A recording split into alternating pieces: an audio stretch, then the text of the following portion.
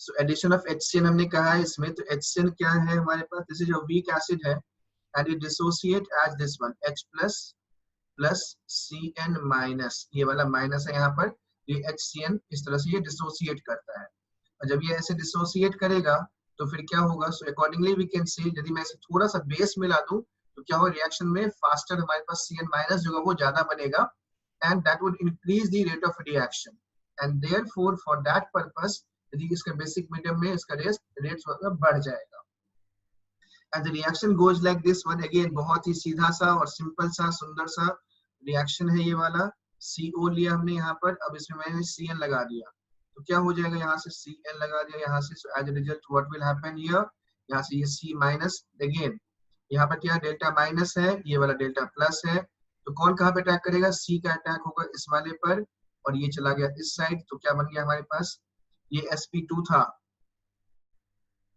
Now अब यहाँ से क्या बन गया, O, यहाँ से ये वाला ऐसे आ गया O माइनस, और यहाँ पर ये हमने Cn जोड़ दिया, ये Cn जोड़ दिया। Now what you do is just add H plus two this one, H plus from H2O या HOH से, तो यहाँ पर ये वाला O माइनस जोड़ देंगे यहाँ से, so as a result this is forming OH और यहाँ पर ये Cn बन गया। So we can say this is now sp3 hybridized हो गया।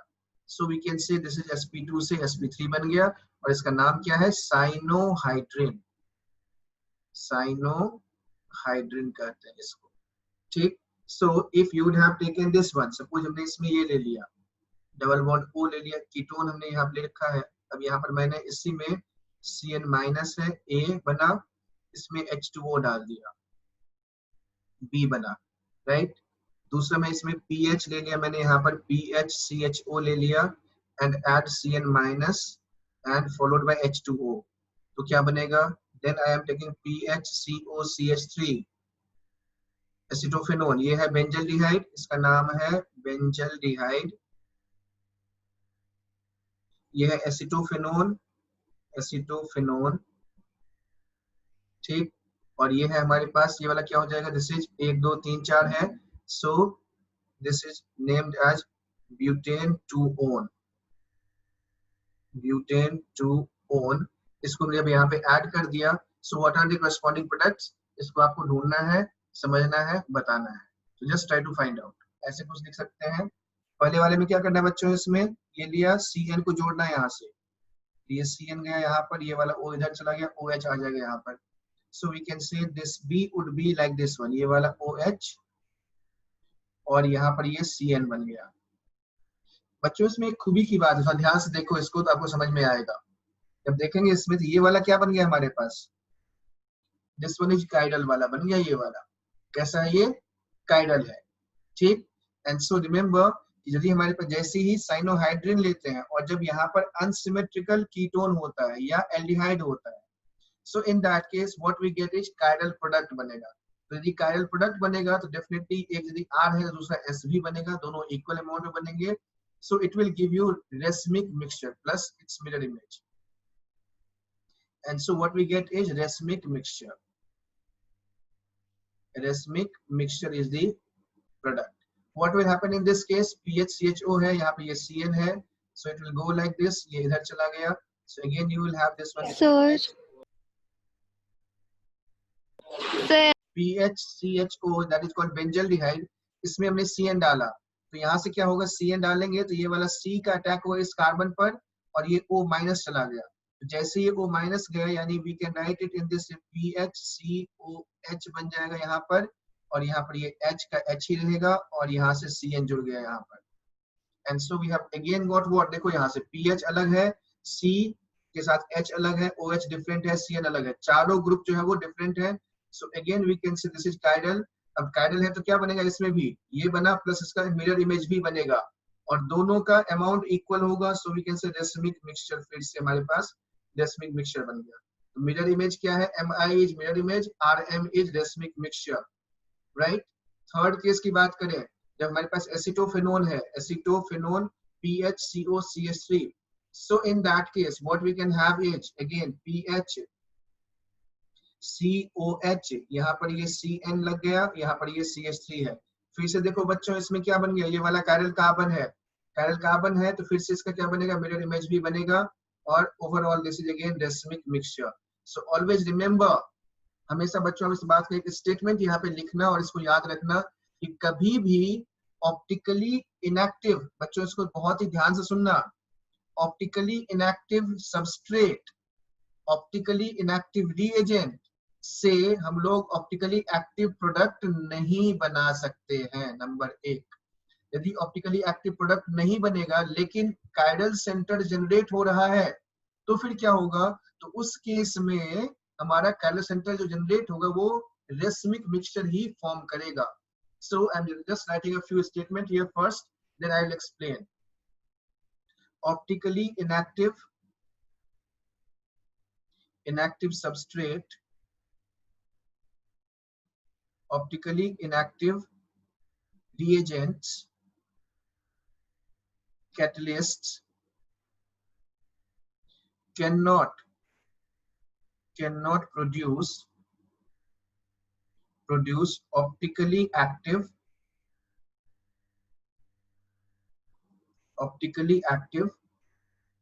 product, ऑप्टिकली एक्टिव प्रोडक्ट नहीं बना सकते। at maximum if chiral carbon is generated, chiral atom is generated, then it will form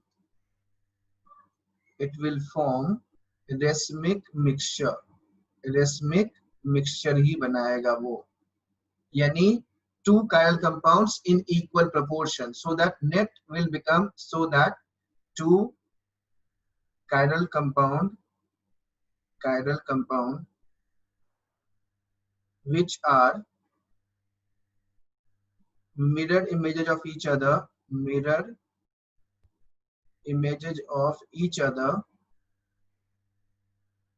and are present in equal amount,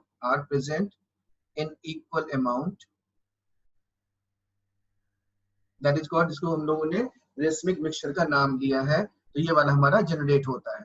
so effectively what I have written is, हमने ये लिखा है, ये समझाया यहाँ पर एक बहुत सिंपल सी बात कि जब कभी भी स्टार्टिंग मटेरियल ऑप्टिकली इनएक्टिव है, रिएजेंट जो हमने लिया है, जैसे हमने यहाँ पे Cn- लिया है, ऑप्टिकली इनएक्टिव है, कोई कैटलिस्ट हमारा ऐसा नहीं है जो कि ऑप्टिकली एक्टिव हो, तो यदि हमारे पास सब कुछ ऑप्टिकली इनएक्टिव है, ऑप्टिकली इनएक्टिव एनवायरनमेंट है, so in that case we cannot have optically active product, optically active product नहीं बन सकता। यदि मैक्सिमम टू मैक्सिमम ये हो सकता है, यदि कहीं पे कायरल कार्बन जनरेट हो जाए तो उस केस में it will be forming racemic mixture ही बनेगा, it can not produce optically active substance, at maximum racemic mixture would be formed.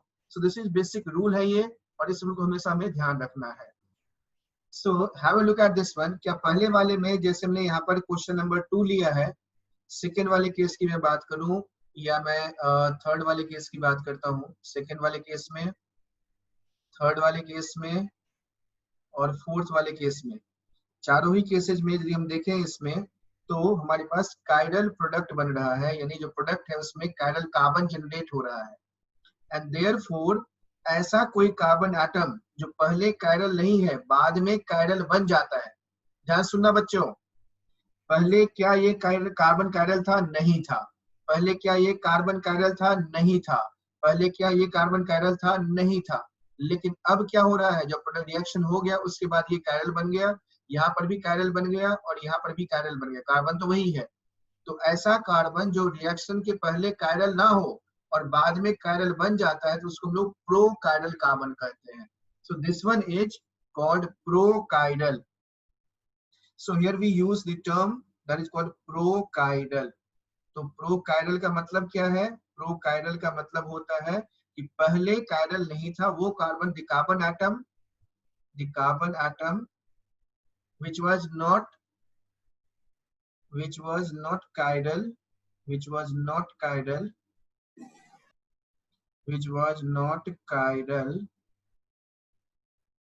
and becomes chiral after the reaction, chiral after the reaction। Reaction के बाद यदि chiral बन जाता है तो उसको लोग क्या कहते हैं, प्रो कायरल कहते हैं। सो इन द गिवन क्वेश्चन यदि मैं बात करूं यहाँ पर, तो सेकेंड, थर्ड और फोर्थ एग्जांपल जो है उसका जो रिएक्टेंट में वो वाला जो कार्बन sp2 हाइब्रिडाइज्ड कार्बन है, ये वाला जो हमने मार्क ग्रीन कलर से मार्क कर रखा है, so all these green coloured mark coloured जो हमारे पास कार्बन है that are prochiral carbon atoms है। ठीक है, so just you need to remember that. उसमें हम लोग ऐड करते हैं यहाँ पर addition of bisulphide.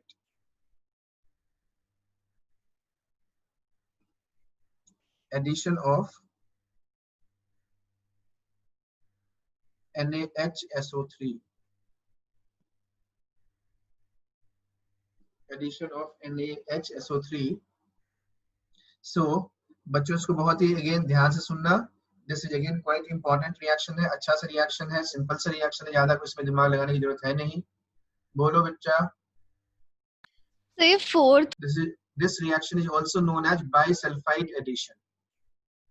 Bisulphide addition reaction भी कहलाता है ये वाला। This is quite important reaction है, काफी बढ़िया सा रिएक्शन, सिंपल सा रिएक्शन है। ये एल्डिहाइड कीटोन लेंगे यहाँ पर, इसमें हमने NaHSO3 ऐड किया, NaHSO3 एंड सो जो प्रोडक्ट बनता है, पहले मैं यहाँ प्रोडक्ट लिखता हूँ, फिर उसके बाद आपको मैकेनिज्म के बारे में बताऊंगा। तो पहले हमने यहाँ पर वही करना है, यहाँ पर ये OH हो गया, यानी इसमें OH बनता है, और यहाँ पर ये SO3Na बन गया, SO3Na प्लस दूसरा इस यही वाला जो है ये इक्विलिब्रियम में होता है, ये ONa और SO3H। ठीक, दिस वन इज प्रेसिपिटेटेड होता है, ये PPT होता है। अब PPT है जिसका एडवांटेज ये होता है, इसको हम लोग फिल्ट्रेशन के लिए या प्यूरिफिकेशन ऑफ एल्डिहाइड और कीटोन के लिए हम लोग इसका उपयोग कर सकते हैं। एंड सो दिस NaHSO3 का जो एडिशन प्रोडक्ट है, this is used to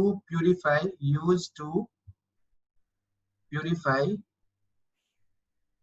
aldehyde ketones containing other organic compounds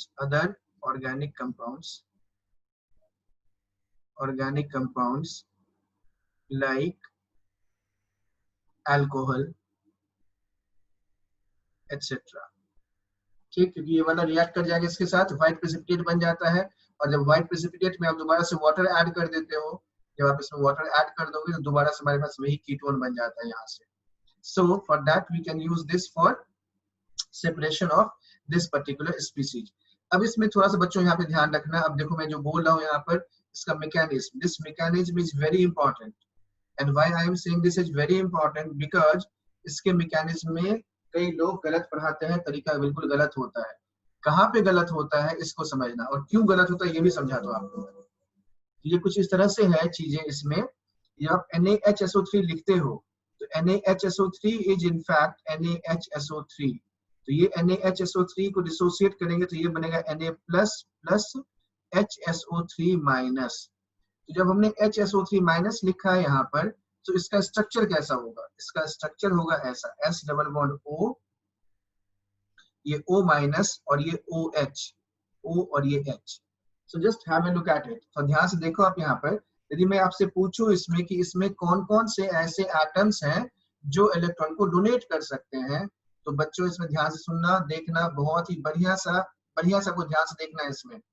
number 1, एक ये वाला इसके पास लोन पेयर है, सो ये वाला इलेक्ट्रॉन डोनेट कर सकता है, A can donate electron, A।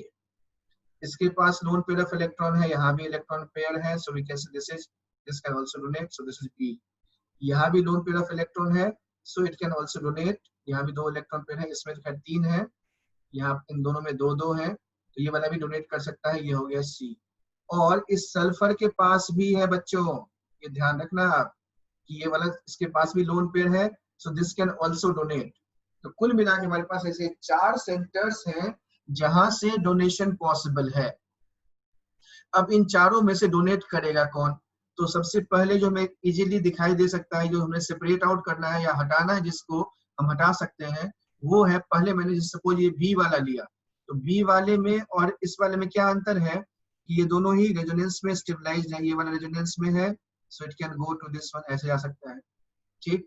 अच्छा, तो यहाँ से जैसे ये वाला इधर गया तो ये वाला हमारे पास O आ गया, यहाँ पर ये वाला, so we in a way we can say ये दोनों ही कॉन्जुगेशन में है, इसलिए इसका डोनेशन थोड़ा सा मुश्किल है।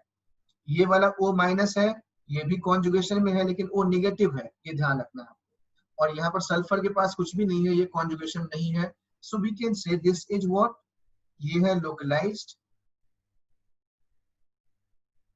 और ये है delocalised, this is delocalized. So out of localized and delocalized which is preferred? So localized is preferred, number one, एक ये रीजन है, और दूसरा out of sulphur and oxygen, sulphur की न्यूक्लियोफिलिसिटी ज्यादा होती है। बच्चों इसको याद रखना है, इसको लिखना है आपको कि sulphur is more nucleophilic than oxygen, more nucleophilic, more nucleophilic than oxygen, than oxygen. Therefore ये जो डोनेशन होता है ये सल्फर से डोनेशन होता है। बच्चों इसमें कॉमन मिस्टेक ये होती है कि कई बार लोग O से इसको बॉन्ड को जोड़ देते हैं, विच इज टोटली इनकरेक्ट, गलत है, गलत है, गलत है, इस बात को ध्यान रखना। बाय मिस्टेक ऐसा कभी भी गलती से मत करना, इसमें OSO2Na मत लिख लेना इसको। दिस इज बॉन्ड जो बनता है यहाँ कार्बन और सल्फर के बीच में ही बॉन्ड बनता है, डोनर एटम इज सल्फर, ये सल्फर ही डोनर एटम है, and so the reaction proceeds. And therefore यदि मैं इसका मैकेनिज्म लिखूं तो मैकेनिज्म कुछ इस तरह से होगा, डबल बॉन्ड O लिया हमने यहाँ पर, और हमारे पास क्या है, यहाँ पर S है जिसके पास लोन पेयर है, डबल बॉन्ड O, ये OH है, ये O माइनस है, और ये वाला इसके पास लोन पेयर है, तो ये लोन पेयर ही डोनेट करता है, and therefore it goes like this, कुछ ऐसे ही जाएगा, and therefore this is making up, ये वाला O माइनस बना, और यहाँ पर ये SO3H आ गया, तो ये Na प्लस यहाँ पे लिख लिया। अब इसी में फिर इसके बाद आप इक्विलिब्रियम में इसको लिख सकते हो, H प्लस और Na प्लस में ये शिफ्टिंग चलती रहती है, and so here we can write here OH और ये SO3Na, ऐसे हमने लिख लिया। So the point to remember is bisulfite addition में donor atom is sulphur, sulphur हमारा डोनर एटम होता है, इस बात को आपको बहुत अच्छी तरीके से आपको ये याद रखना है। So you need to remember this, that this sulfur of bisulfite is sp3 hybridized, and we can say this one is, यहाँ पर ये लोन पे यही डोनर एटम है, और ये जो हमारे पास सल्फर वाला हमने देखा यहाँ पर this PHSOCH3, this one is also chiral B है because ये ऑक्सीजन है, ये मिथाइल है, ये फिनाइल है, and this one is chiral atom because चारों ग्रुप्स डिफरेंट हैं। Now in this case a very important question came up कि out of these two which is more stable and why? So we can just look at it, बहुत ही आराम से simple सी बात, आप ध्यान से देखेंगे आपको आंसर मिल जाएगा। इसलिए मिल जाएगा क्योंकि यदि मैं इसको थोड़ा सा समझने की कोशिश करूं तो हम लोग कुछ इसको ऐसे समझ सकते हैं, लाइक दिस वन, ये लिया हमने यहाँ पर, ये क्या बना है, OH बना है, और ये S डबल बॉन्ड O, ये हमारे पास O है, यहाँ पर डबल बॉन्ड O एक और लिख लेते हैं यहाँ से, so we can just write it in this way, double bond O बना दिया, और यहाँ पर ये ONA लिख लिया, SO3Na है, so here we can write O minus और ये Na प्लस। दूसरा मैंने यहाँ से ये ऐसे बना लिया, this is OH, so here we can write it in this way,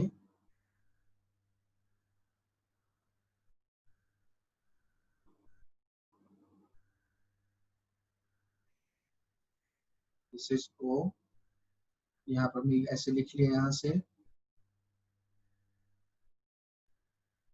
this O minus Na plus, और यहाँ से हमने SO3H लिख लिया। So if you look at this, very simple thing is there, ये SO3H ग्रुप कैसा है, this is acidic, ये भी एसिडिक की बात हम कर सकते हैं। Out of these two which is more acidic, definitely SO3H जो है ये ज्यादा एसिडिक है। यदि यह ज्यादा एसिडिक है तो एसिडिक का मतलब क्या होता है कि it is prefer to exist in which form, anionic form में ये एग्जिस्ट करता है। यदि एनायनिक फॉर्म में एग्जिस्ट करेगा दैट मींस व्हाट, ये SO3 माइनस के फॉर्म में ज्यादा रहना चाहेगा in place of SO3H, and therefore we can say H+ will go to this, और ये Na वाला पार्ट यहाँ पर ज्यादा स्टेबल हो जाएगा। So we can say out of these two, this one should be more stable, ये वाला ज्यादा स्टेबल होना चाहिए। खैर इससे बहुत फर्क पड़ता नहीं है कुछ भी। We are just going to the next part of reaction, that हमारे पास ये एडिशन ऑफ बाइसल्फाइड हो गया। अब इसके बाद हमारे पास जो नेक्स्ट आता है वो है ग्रिग्नार्ड रिएजेंट का एडिशन की बात करेंगे हम लोग, and then we'll talk about addition of ammonia and its derivative. And so we are going to addition of Grignard reagent to aldehyde और ketone. So let's go ahead with that. Now addition of fifth non-H, addition of Grignard reagent.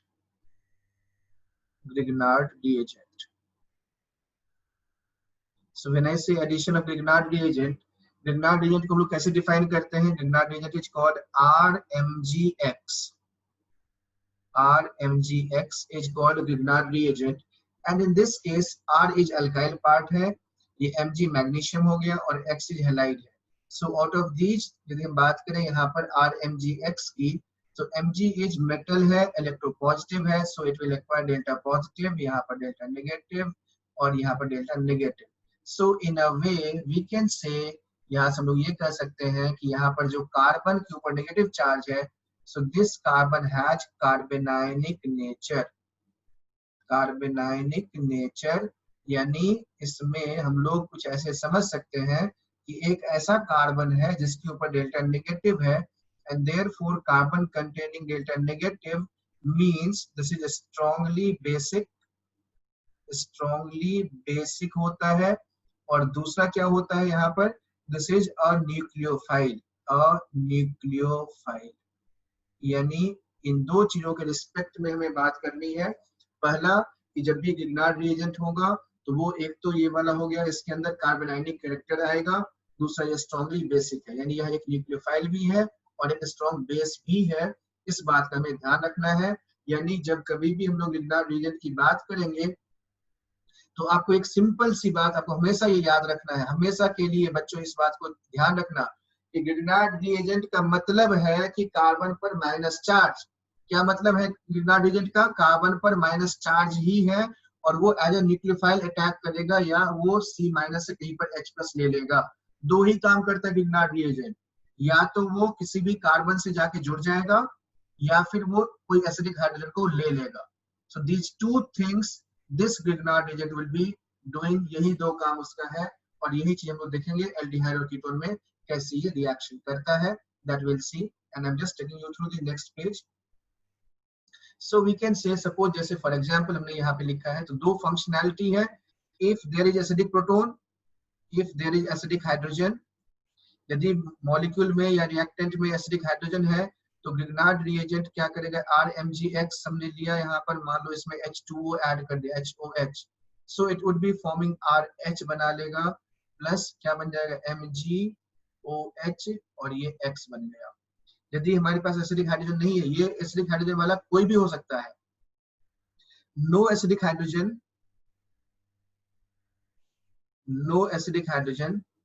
And has C double bond X, where X is not X, मैं नहीं लिखता हूँ यहाँ पर, X लिखने से थोड़ा सा आपको हो सकता है कंफ्यूजन हो, सो बेटर है कि इसको मैं ऐसे C डबल बॉन्ड मतलब कुछ A या B या कुछ भी M लिख लेते, M लिखने से मेटल नहीं लेना है हमें, इट शुड बी लाइक कुछ भी लिख ले, लाइक Z लिख लेते हैं इसको, double bond Z, where Z is electronegative element, Z is an electronegative element,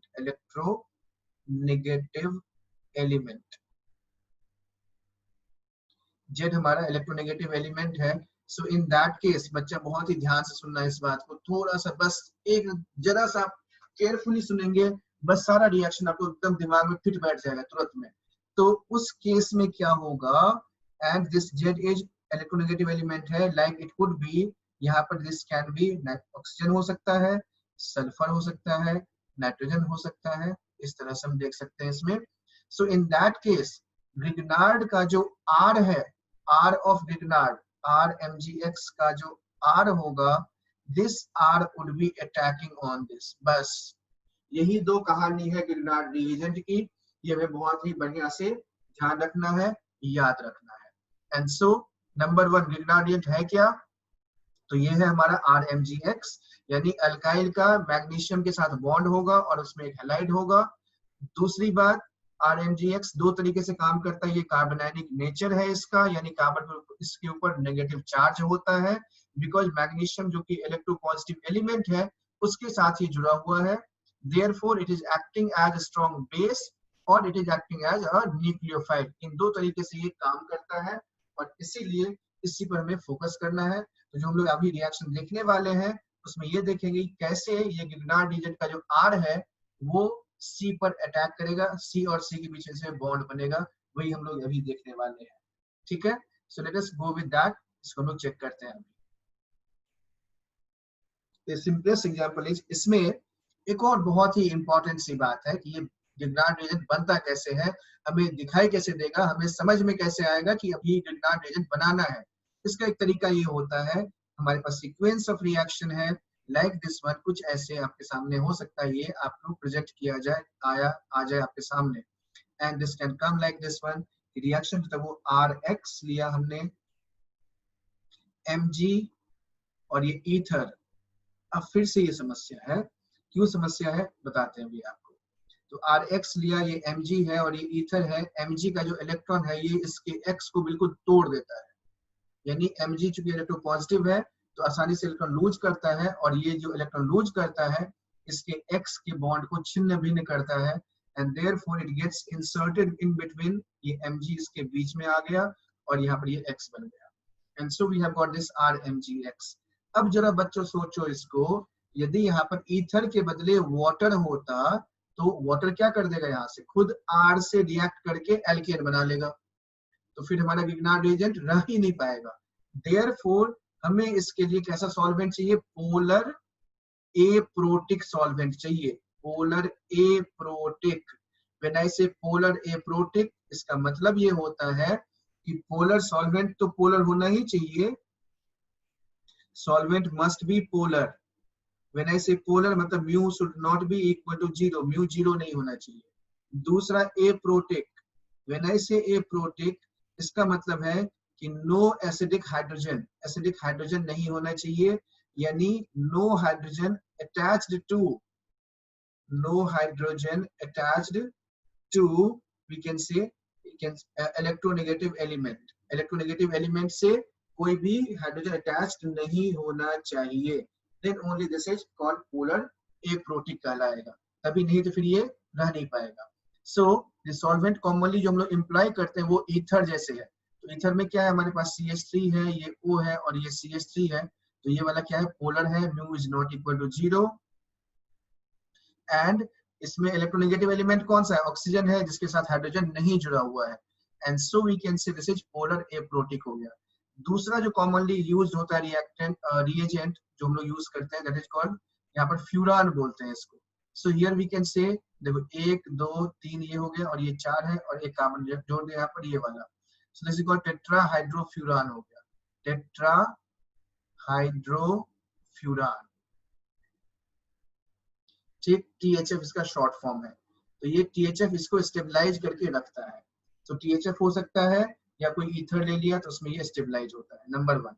number 2 things जो हमें यहाँ पे दूसरी बात जो हमें इसमें ध्यान रखना है, बी इज दैट, यदि मैं पूछूं इसमें कि RCl है, R को मैं सपोज CH3 लिख लेता हूँ, यहाँ पर CH3F है, CH3Cl है, CH3Br है और CH3I है। सो इन सब में यदि मैंने रिएक्शन कराया Mg के साथ, Mg और ईथर है हमारे पास सब में, so which will react fastest, हमें ये बताना है कि सबसे जल्दी कौन सा बनेगा। so we can say, यानी यहाँ पर हमारे पास ये CH3MgF बना दिया, MgF बना दिया, then this is CH3MgCl बन गया हमारे पास, CH3MgCl बना, CH3MgBr बन गया and CH3MgI बन गया। so out of these which is formed faster and which is most reactive, हमें ये समझना है, ये हमें explain करना है।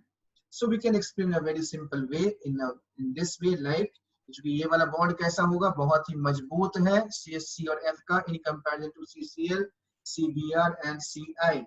Therefore we can say सबसे easily formed जो होता है वो होता है CH3I, then CH3Br, यानी most forward ये वाला, फिर ये 2, फिर ये वाला 3rd, फिर ये वाला 4th। ये ऐसे हो जाएगा, यानी वी कैन से CH3I जो है वो मोस्ट रिएक्टिव भी होगा, देन CH3MgB, सॉरी I नहीं, हमें यहाँ पर CH3Mg लिखना चाहिए था, तो ये हमने इसको ऐसे लिखना है, and so I am writing it in this way, CH3MgI most reactive, then CH3MgBr, then CH3MgCl, and then CH3MgF।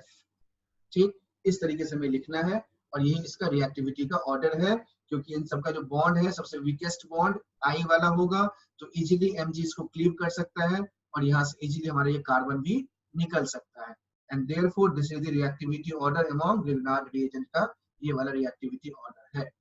ठीक है, so just have a look at it, इसको समझो दोबारा से, पढ़ो, and then will look at further.